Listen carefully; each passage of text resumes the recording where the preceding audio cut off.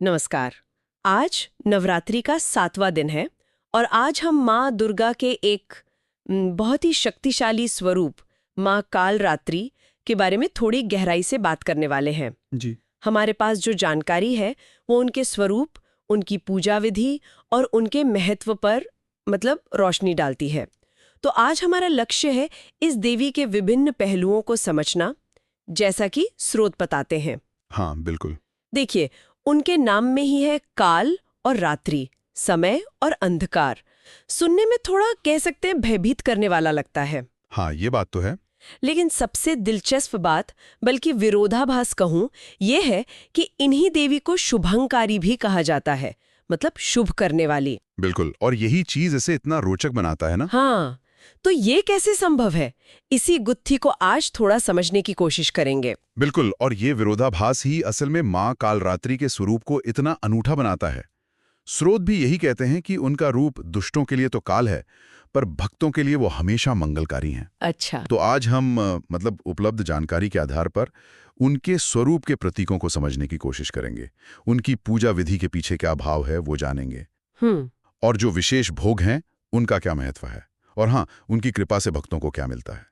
तो ये सिर्फ जानना नहीं बल्कि उनके अर्थों को टटोलना होगा। तो चलिए शुरू करते हैं उनके स्वरूप से। जैसा कि नाम से ही पता चलता है, स्रोत बताते हैं कि उनका रंग एकदम काला है, घने अंधकार जैसा। हाँ, कोयले की तरह गहरा काला। ये रंग अपने आप में क्या दिखाता है? क्या ये सिर्फ रात का प्रतीक है या कुछ और भी? स्रोत सीधे तौर पर तो इसकी व्याख्या नहीं करते, लेकिन हाँ, ये जो गहरा काला रंग है, इसे अक्सर आप कह सकते हैं ब्रह्मांड के विस्तार का या सृष्टि से पहली की अवस्था का प्रतीक माना जाता है। अच्छा। या फिर ये कि सारे रंग इसी में समा जाते हैं। ये विनाश का भी प्रतीक हो सकता है, क्योंकि काल मृत्यु से भी जुड़ा है। लेकिन इसी रंग के साथ एक और बात है। हाँ, मैंने पढ़ा कि उनके गले में एक माला है और उनके शरीर से बिजली की तरह चमकने वाला तेज निकलता है। हाँ। काला रंग और साथ में तीव्र चमक, ये तो कमाल का संयोजन है, जैसे अंधेरे में बिजली कौंध रही हो। सही कहा।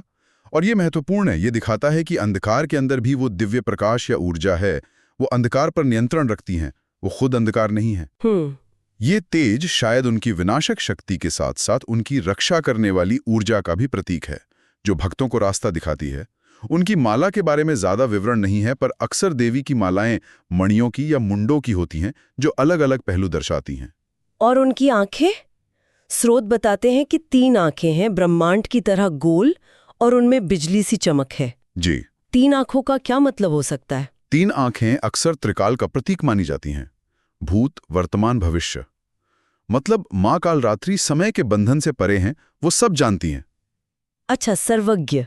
हाँ, और ब्रह्मांड की तरह गोल होना शायद उनकी दृष्टि की व्यापकता दिखाता है, और उनमें जो चमक या कुछ स्रोत कहते हैं भयावहता है, वो शायद उनकी शक्ति का प्रतीक है, जो सच को देख सकती है, बुरे इरादों को पहचान सकती है। ये आंखें भक्त को तो सुरक्षा देती हैं, पर हाँ, दुष्टों के मन में डर पैदा करती हैं। अब आते हैं उनके 4 हाथों पर। इनमें क्या क्या है और ये क्या दिखाते हैं? स्रोत बताते हैं कि दाहिने हाथ कुछ अलग करते हैं, बाएं कुछ अलग। हाँ, ये समझना जरूरी है, क्योंकि यही उनका वो शुभंकारी वाला रूप दिखता है। अच्छा। स्रोत के अनुसार उनका जो ऊपर वाला दाहिना हाथ है वो वर मुद्रा में है, मतलब वरदान देने की मुद्रा। ठीक है। और नीचे वाला दाहिना हाथ है अभय मुद्रा में, यानी डरो मत, भय से मुक्ति का आश्वासन। ये दोनों सीधे तौर पर उनकी कृपा और सुरक्षा को दिखाते हैं। और बाएं हाथों में? उनमें तो हथियार बताए गए हैं, है ना? बिल्कुल। स्रोत बताते हैं कि ऊपर वाले बाएं हाथ में लोहे का कांटा या अंकुश है। कांटा? हाँ, और नीचे वाले बाएं हाथ में खड्ग यानी तलवार। कांटा या अंकुश नियंत्रण का प्रतीक हो सकता है, शायद बुरी शक्तियों पर या हमारी अनियंत्रित इच्छाओं पर। और खड्ग तो स्पष्ट रूप से विनाश का प्रतीक है, अज्ञान का, अहंकार का, राक्षसी ताकतों का। तो यहां देखिए, एक ही देवी के हाथों में सृजन भी है, विनाश भी, कृपा भी है, संहार भी। ये संतुलन, ये वाकई गौर करने लायक है। मतलब कि उनका विनाश भी अंत में कल्याण के लिए ही है, बुराई को हटाकर अच्छाई की रक्षा करना। हाँ, शायद यही सार है। इसीलिए वो शुभंकारी हैं। बिल्कुल। उनका उग्र रूप बाहरी है, भक्तों के लिए उनका हृदय करुणा से भरा है। उनका विनाश सिर्फ नकारात्मकता के खिलाफ है। अब उनके वाहन की बात करते हैं। स्रोत बताते हैं कि वो गर्दभ यानी गधे पर सवार होती हैं। जी हाँ, गर्दभ। ये थोड़ा चौंकाता है, क्योंकि अक्सर देवी देवताओं के वाहन तो सिंह, बाघ, गरुड़ जैसे शक्तिशाली होते हैं। सही कहा। गधे का चुनाव क्यों? स्रोत इस पर कुछ कहते हैं? स्रोत कारण तो साफ नहीं बताते, पर हाँ, ये सोचने वाली बात है। गर्दभ को अक्सर धैर्य और परिश्रम का प्रतीक माना जाता है। वो बिना थके बोझ ढोता है। शायद माँ का उसे चुनना दिखाता है कि वो सबसे विनम्र समझे जाने वाले प्राणी में भी दिव्यता देखती हैं, उसे सम्मान देती हैं। अच्छा, ये दृष्टिकोण हो सकता है। हाँ, और ये सामाजिक धारणाओं को चुनौती भी देता है। कुछ लोग ये भी कहते हैं कि गर्दभ हठ और अज्ञान का भी प्रतीक है, और माँ उस पर सवार होकर दिखाती हैं कि वो इन पर भी नियंत्रण रखती हैं। ये व्याख्या दिलचस्प है। ये उनके चरित्र की एक और परत खोलती है। तो ये तो हुआ उनका स्वरूप। अब ये समझते हैं कि भक्त उनसे कैसे जुड़ सकते हैं। उनकी पूजा विधि के बारे में क्या जानकारी है? पूजा विधि काफी व्यवस्थित बताई गई है। सबसे पहले, जैसे हर पूजा में होता है, सुबह स्नान करके साफ कपड़े पहनना। ये बाहरी और आंतरिक शुद्धि का प्रतीक है। मन तैयार करना पूजा के लिए। बिल्कुल। इसके बाद माँ कालरात्रि की प्रतिमा या तस्वीर स्थापित करनी होती है। फिर सामान्य पूजन सामग्री जैसे अक्षत यानी साबुत चावल, फूल। कोई खास फूल? स्रोत किसी खास फूल का जिक्र नहीं करते, पर देवी पूजा में लाल फूल अक्सर इस्तेमाल होते हैं। फिर धूप, दीपक, गंध यानी चंदन वगैरह, और जल अर्पित करना। ये पंचोपचार या षोडशोपचार पूजा के हिस्से हैं। देवी के प्रति सम्मान दिखाने के लिए। हाँ, समर्पण दिखाने के लिए। और फिर आती हैं कुछ खास चीजें। स्रोत इस पर जोर देते हैं कि माँ को गुड़, जौ और तुलसी अर्पित करना विशेष शुभ होता है। गुड़ और जौ तो आगे भोग में भी आएंगे, लेकिन तुलसी तो ज्यादातर वैष्णव परंपरा से जुड़ी मानी जाती है।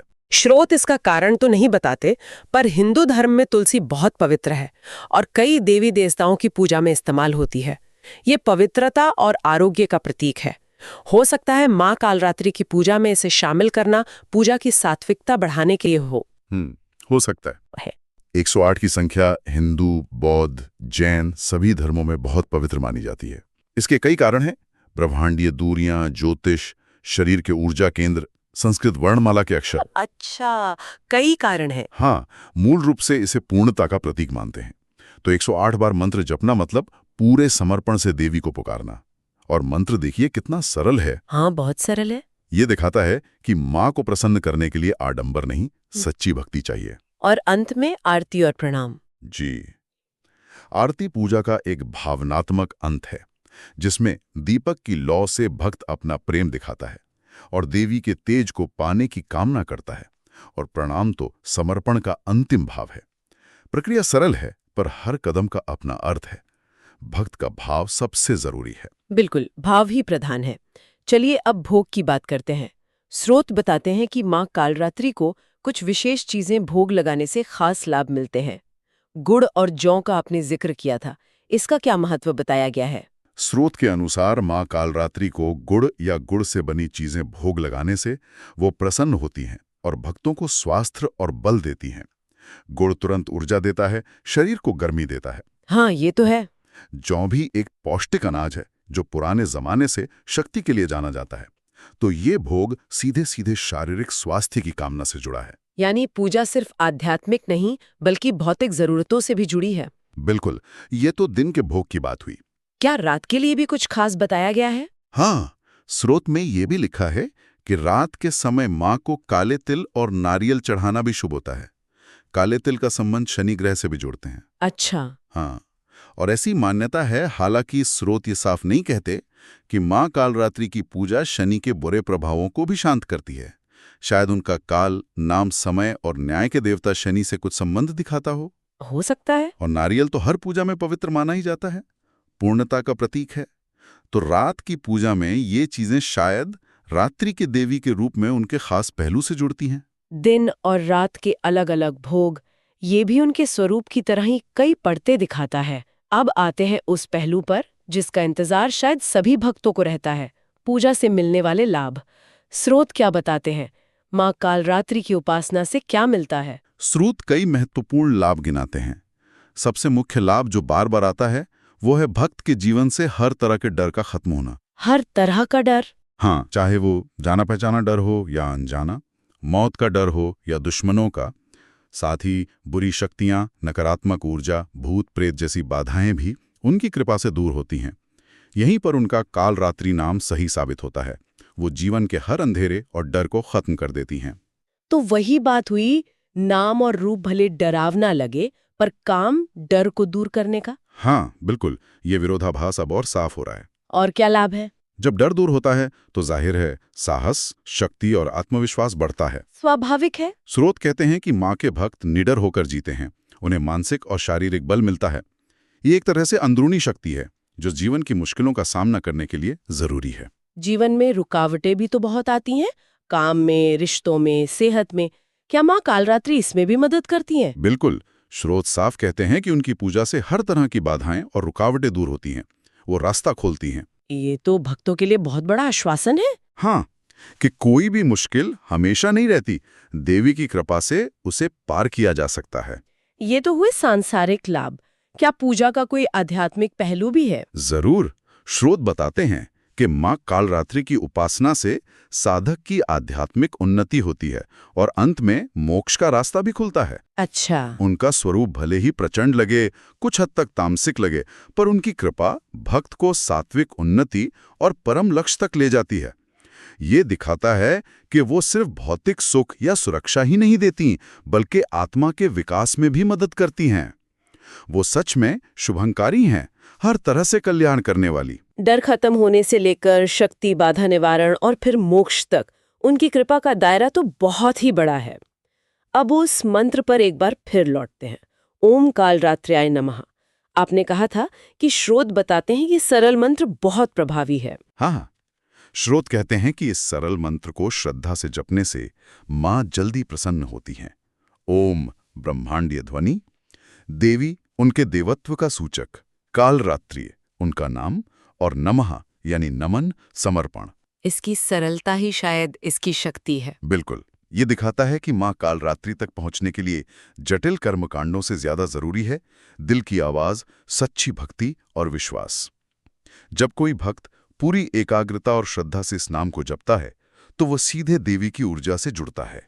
ये विश्वास की शक्ति है। तो हमने आज माँ कालरात्रि के बारे में जो भी जानकारी पर बात की, उसका सार क्या निकला? हमने उनके अनोखे और विरोधाभासी स्वरूप को देखा। गहरा काला रंग, बिजली सा तेज, 3 आंखें, हाथों में विनाश और वरदान दोनों, और गर्दभ की सवारी जी, जो दिखने में तो महाभयानक है, पर जिनका दिल भक्तों के लिए करुणा से भरा है। इसीलिए वो शुभंकारी हैं। हमने उनकी पूजा विधि की सरलता को समझा, जिसमें गुड़, जौ, तुलसी, काले तिल जैसे खास अर्पणों का महत्व है, जो स्वास्थ्य, बल और पवित्रता से जुड़े हैं। हाँ, और हमने जाना कि उनकी कृपा कितनी बड़ी है। वो डर और नकारात्मकता को खत्म करती हैं, साहस और शक्ति देती हैं, जीवन की बाधाओं को हटाती हैं और आखिर में आध्यात्मिक उन्नति और मोक्ष का रास्ता भी दिखाती हैं। संक्षेप में कहें तो माँ कालरात्रि अंधकार पर प्रकाश की, डर पर साहस की और बुराई पर अच्छाई की जीत का प्रतीक है। हाँ, उनका स्वरूप हमें याद दिलाता है कि जीवन की सबसे अंधेरी रातों में भी उम्मीद और शक्ति का स्रोत मौजूद है। बिल्कुल। स्रोत कहते हैं कि उनका काल रूप सिर्फ दुष्टों के लिए है, भक्तों के लिए वो हमेशा रक्षा करने वाली माँ है। उनका स्वरूप शायद ये भी सिखाता है कि कभी-कभी बदलाव या कल्याण के लिए थोड़ी कठोरता या विनाश भी जरूरी होता है। जैसे डॉक्टर बीमारी हटाने के लिए चीरा लगाता है। सही कहा। और यहाँ एक विचार आता है मन में। स्रोत कहते हैं कि माँ कालरात्रि नकारात्मक शक्तियों को दूर करती हैं।